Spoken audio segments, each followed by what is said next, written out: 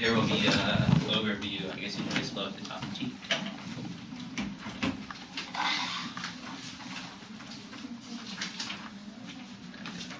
So overview T bottom of page. Yeah.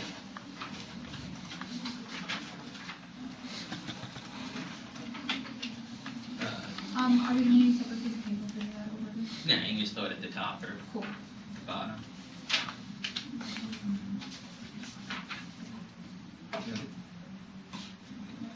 Our interpretation from Malaw's Legal Service 2000 is that the affirmative must void the holding of a prior case. Instead of overturning a holding, though, Fullerton negates a part of the rationale found in the opinion of Morrison. The actual decision in Morrison was that VAWA is unconstitutional. The reason given was that gender violence is not economic. And dicta is not a part of a ruling. It has no precedent. This is Stryker and Lemos in 2000. It is well settled rule of stare decisis that the court will not consider itself bound by dicta in previous decision. The court paid homage to this rule in Morrison, rejecting the government's argument that the validity of both the Harrison and civil rights cases has been called into question by dicta in subsequent places. By saying only gender violence is economic, they don't overturn the original VAWA decision, but rather just contradict the part of the opinion that isn't even legally binding. That's our Abramowitz and Sierra's 2005 evidence. She says they meet because they overrule Morrison, but they don't meet because they don't make VAWA constitutional. They specifically say in CX the civil remedies will be unconstitutional. Post-CF, that's both the CX of the 1AC and the 2AC, and she says that VAWA shouldn't have been unconstitutional because women have a substantial effect on power relations. Yeah, she's right. This argument concedes that VAWA is predictable, but they, for some reason, specifically say they don't make VAWA unconstitutional, even though it should be constitutional at the point where they overturn the gender economic relations. And they concede our interpretation of Morrison, which means that the actual holding is just the civil remedies,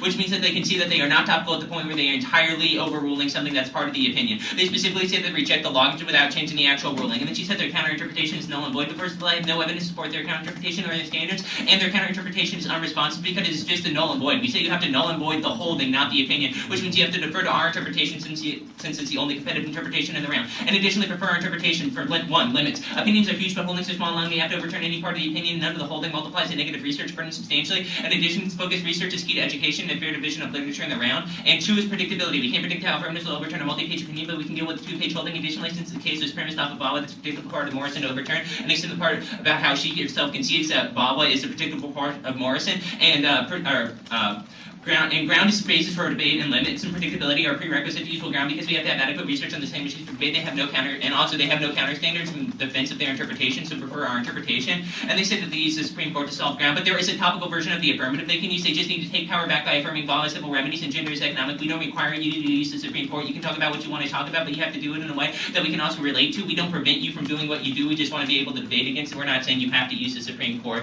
which is how you answered it. We're just saying that you have to overturn the holding of the Supreme Court. And additionally, fairness comes before education because fairness is a prerequisite to debate. Clash applies that both sides will be prepared to discuss an issue, and when there is time to debate. Without fairness, they wouldn't even have a chance to present their body theater. And also, on the extra topicality argument,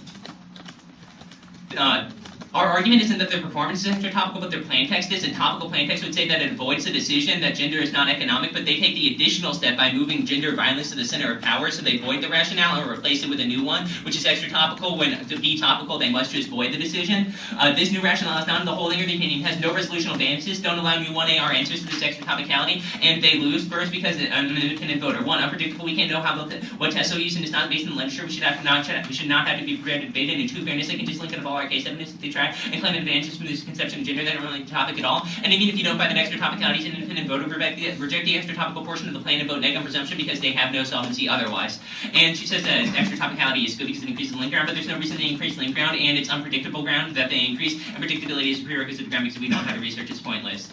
And you don't, and then they say they have to utilize the Supreme Court's past civil remedies, but you don't have to defend the Supreme Court, just that you have to defend that VAWA is civil remedies. They don't have to defend the 9 justices will allow VAWA, just like they don't have to defend they actually change the opinion, but they have to defend that we should address it with VAWA, or that we should steal the power to get VAWA reinstituted. And they say don't vote on competing or potential abuse, but they give you no warrants. But in competing interpretations is best. 1 is the only framework in the rounds, that means you have to default to it. And 2 is best for debate. By choosing the best definition for debate, you create better debates in the future that provide better fairness in education. Also 3, prevents such intervention reasonability is subjective, but you can compare the standards of our interpretations more objectively. And 4, there is abuse in the round because they don't intend the VAWA civil remedies or constitutional post-plan, which means that either they lose on solvency debate or they're not topical. And topicality is voter fairness and competitive equity. If we lose all case ground and all of our VAWA and substantial effects terms, which is unfair to the negative and reason keys a voter, and they never articulate a reason why topicality wouldn't be a voter, so don't allow me 1AR answers because that would skew the block strap.